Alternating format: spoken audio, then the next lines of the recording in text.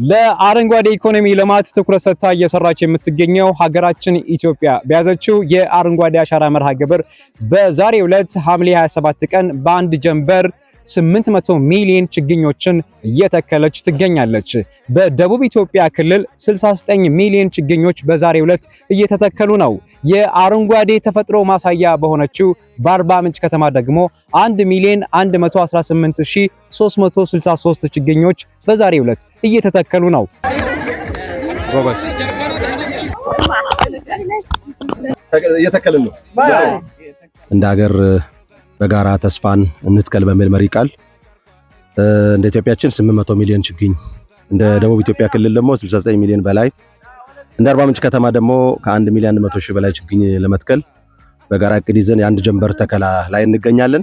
እንግዲህ እንዳየኸው በጣም የተሳካ በሁሉ አደረጃጀት ወጣቶች፣ ተቋማት ኃላፊዎች ሰራዊቶቻቸው አደራጅተው ከተማ ነዋሪ፣ የክልል የከተማ አመራር በአጠቃላይ ሆነን ወጥተን እዚህ ዛሬ የምንገኘው ከሰባቱ አንዱ በሆነው ሳይት ኤክስዋይ ኮኦርዲኔት የተወሰደበት ሩፋኤል ጀርባ በሚባለው በተለምዶ እንገኛለን። እዚሁ ሴቻ ላይ ሌሎች ሁለት አሉ፣ ቤሬ 1 እና ቤሬ 2። ተራራውን እንግዲህ በየአመቱ እንተክላለን። እዚህ ቦታ በየአመቱ እንተክላለን። በተከልን ቁጥር የመጣ ያለው ለውጥ እያየን ነው። አሁን ይሄንም ቦታ ማየት የዛሬ 4-3 ዓመት የነበረውና ዛሬ ላይ ያለው ይሄ ቦታ በጣም ከፍተኛ የሆነ ልዩነት አለ። ችግኝ መትከል ምን ያክል ወሳኝ እንደሆነ እየተረዳን እንደ ሀገርም ጥቅሙንም እያየን ነው። አርባ ምንጭ አጠቃላይ ከአመታት በፊት አርባ ምንጭ ሁላችን እናውቃለን። ሌሎችም ሰዎች አርባ ምንጭን ምስሉት ያው ሞቃታማ እንደሆነች ነው። ግን አሁን የአርባ ምንጭ አየር ተቀይሮ በዚህ መልክ ያየ ነው የግሪን ሌጋሲ ውጤት ነው። ስለዚህ ዛሬ እዛ አካል የሆነውን የአንድ ጀንበር የክረምት ተከላውን ጀምረን ቆይተናል፣ በይፋስ ጀምረናል። ግን ያው በአንድ ጀንበር ደግሞ ታሪክ እንስራ፣ ለትውልድ ተሻጋሪ ስራ አሻራችን እናኖር ብለን ነው እንግዲህ ዛሬ ወጣ ነው። በጣም በተሳካ ሁኔታ እስካሁን ባለው የተካሄደ ነው። በሁሉም ሰባቱም ሎቶች በአባያ እንዳልኩ በአባያ ደግሞ 4 ሎቶች ሳይቶች አሉን። አንዱ ዶርጋ አለ፣ ሻራ ኤምባ አለ፣ ሻራ ሙጃ ላይ 2 አሉ። በአጠቃላይ 7 ኤክስዋይ ኮኦርዲኔት የተወሰደባቸው ናቸው። እንግዲህ ከ1 ሚሊዮን 100 ሺህ በላይ ያልኩ ማለት ነው። ከዛ ውጪ ደግሞ በከተማ ውስጥ ያሉ ተቋማት ላይ የመንግስት ተቋማት፣ የግል ተቋማት፣ የማህበራዊ ተቋማትን ጨምሮ ትምህርት፣ ጤና ተቋማት አጠቃላይ ለምግብነት አገልግሎት የሚውሉ የተለያዩ ፍራፍሬዎችን እየተከልን እንገኛለን። እንግዲህ የሰባቱ ነው 1 ሚሊዮን 100 ሺህ በላይ ያልኩት የአንድ ቀን ጀንበሩ ነው። ከዛ በተጨማሪ ደግሞ በየጊዜው ከዚህ በኋላም ይቀጥላል። እንግዲህ ዛሬ የምንተክለው ችግኝ ትላንትና ከዚህ በፊት በነበሩ አመታት ይሄ አካባቢ የተራቆተ ነበረ። አረንጓዴ አሻራ ከጀመርን ወዲህ ከሰውና ከእንስሳት ንክኪ ነፃ ካደረግን በኋላ አካባቢው ደን የለበሰ የለመለም የሚገኝበት ወቅት ላይ ነው የምንገኘው። አሁን እዚህ የምንተክልበት ቦታ ላይ የምንተክለው ችግኝ ነገ ብዙ ጠቀሜታ ያለ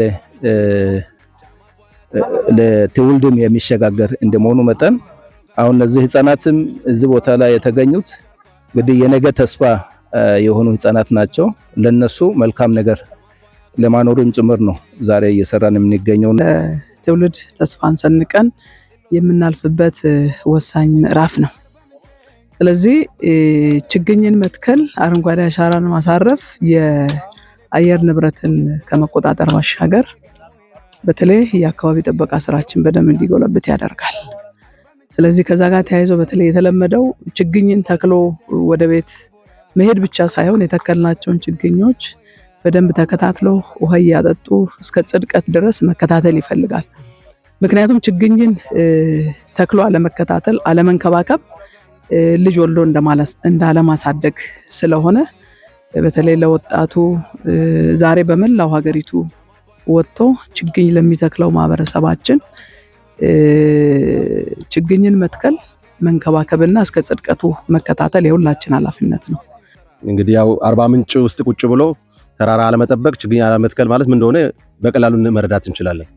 ሐይቁ ምን ይመስላል? ጫሞ ትላንት የነበረው ጫሞ ነው እንደ ዛሬ ያለው። አባያ እንደዚሁ።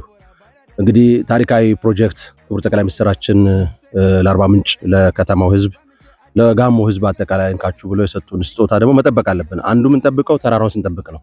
ደለሉ እየሞላ ፕሮጀክቱም ሐይቁም እንዳይጎዳ፣ ከተማው በአጠቃላይ እንዳይጎዳ። ባለፈው እንግዲህ ሁላችንም ኩልፎ ላይ ውሃ ሞልቶ ከደጋው ላይ በዘነበው ብዙዎቻችን ዜጎቻችን ያጣንበት ጊዜ ላይ እናስታውሳለን ያደረሰው ጫናና ካልጠበቅን ካልተከልን ይሄ ቀጣይም እንዳይመጣብን ተራራው መጠበቅ አለ። በሬ ደግሞ ከጊዞላ ጫፍ እስከ ዶርጋ ጫፍ ድረስ ያለው ተራራው ለመጠበቅ ብለን ካርታ ጸድቋል። ተራራ ላይ መጠበቅ ህገወጥ እርሻዎች፣ ሌሎች የሰዎችና የከብት እንቅስቃሴ አያስፈልግም ብለን ህግ ወጥቷል። እንደ ክልል ህግ አውጥተናል በጋራ እንደ ከተማ አስተዳደርም እንደ ዞንም በጋራ በቅንጅት እየሰራ እንገኛለን።